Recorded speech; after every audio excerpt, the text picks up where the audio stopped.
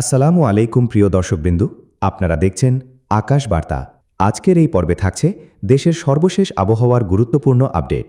আগামী ২৪ ঘন্টায় কোথায় হতে পারে ভারী বৃষ্টি, কোথায় বাড়তে পারে ঝড়ের আশঙ্কা, কোন কোন অঞ্চলে তাপমাত্রার বড় পরিবর্তন আসছে, সবকিছু জানিয়ে দেব বিস্তারিতভাবে। এছাড়াও থাকছে নিম্নচাপ, বজ্রবৃষ্টি, ঘূর্ণিঝড়ের সম্ভাবনা এবং নদীবন্দর ও সমুদ্র বন্দরের সতর্ক সংকেত সম্পর্কিত সর্বশেষ তথ্য। তাই ভিডিওটি শেষ পর্যন্ত দেখুন এবং ভিডিওতে একটা লাইক দিয়ে চ্যানেলটি সাবস্ক্রাইব করে জানতে থাকুন দেশের সর্বশেষ আবহাওয়ার পরিস্থিতি। প্রিয় দর্শক, আজ ২৩ মে ২০২৬ শনিবার।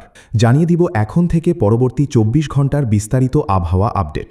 দেশের বিভিন্ন অঞ্চলে সম্ভাব্য বৃষ্টি, বজ্রপাত, তাপমাত্রার ওঠানামা, কালবৈশাখীর আশঙ্কা এবং সাগরের পরিস্থিতি নিয়ে জানিয়ে দিচ্ছি সর্বশেষ তথ্য।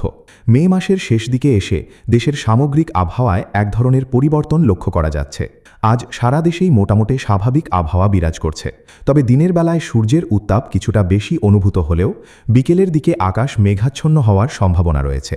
বঙ্গোপসাগরের বর্তমান পরিস্থিতি পর্যবেক্ষণ করে আবহাওয়াবিদরা জানিয়েছেন যে আপাতত বড় কোনো নিম্নচাপ বা ঘূর্ণিঝড়ের আশঙ্কা নেই।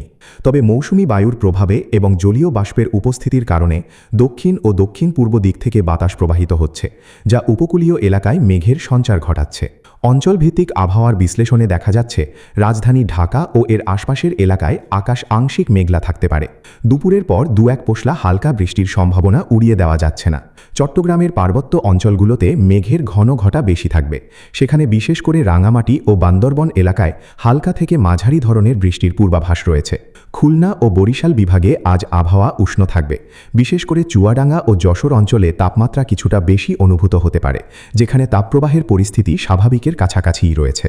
রাজশাহী ও রংপুর বিভাগের আকাশ আজ কিছুটা পরিষ্কার থাকলেও বিকেলের দিকে উত্তরের জেলাগুলোতে কালবৈশাখী ঝড়ের পূর্বাভাস দেওয়া হয়েছে।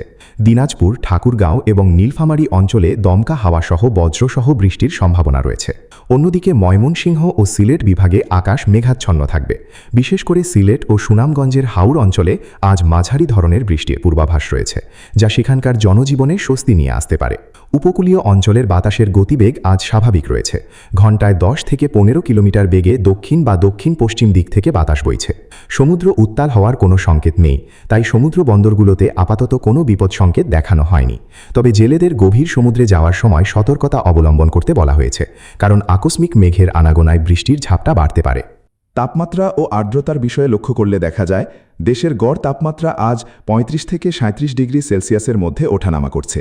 দিনের বেলা আর্দ্রতা ৫০% নিচে থাকলেও রাতের দিকে তা বেড়ে ৮০% পৌঁছাতে পারে, যার ফলে রাতে ভ্যাপসা গরম অনুভূত হতে পারে। আমাদের কৃষিপ্রধান দেশ হওয়ায় কৃষকদের জন্য বিশেষ বার্তা রয়েছে। যেসব অঞ্চলে ধান কাটার কাজ এখনও চলছে সেসব এলাকার কৃষকদের স্থানীয় আকাশ দেখে দ্রুত কাজ শেষ করার পরামর্শ দেওয়া হচ্ছে। কালবৈশাখী বা বজ্রপাতের সম্ভাবনা থাকলে কৃষকদের ফসলের মাঠ থেকে নিরাপদ স্থানে আশ্রয় নেওয়ার আহ্বান জানানো হয়েছে।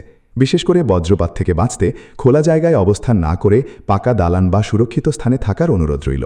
নদী বন্দরগুলোর জন্য আজকের পূর্বাভাস হল নদীগুলোতে পানি প্রবাহ স্বাভাবিক রয়েছে। তবে যেসব এলাকায় কালবৈশাখী বা বজ্রসহ বৃষ্টির সম্ভাবনা রয়েছে সেখানে ছোট নৌযানগুলোকে সাবধানে চলাচল করার নির্দেশ দেওয়া হয়েছে। আজ শনিবার সূর্যোদয় হয়েছে ভোর ৫টা ১৬ এবং সূর্যাস্ত হবে সন্ধ্যা ৬টা ৩৮। পরিশেষে আজকের আবহাওয়ার সংক্ষিপ্ত সারাংশ হল দেশের বেশিরভাগ অঞ্চলে আজ আবহাওয়া স্বাভাবিক থাকলেও কোথাও কোথাও বিক্ষিপ্তভাবে বৃষ্টির সম্ভাবনা রয়েছে। উত্তরের জেলাগুলোতে বিকেলের ঝোড়ো হাওয়া সম্পর্কে স্থানীয়দের সচেতন থাকতে হবে।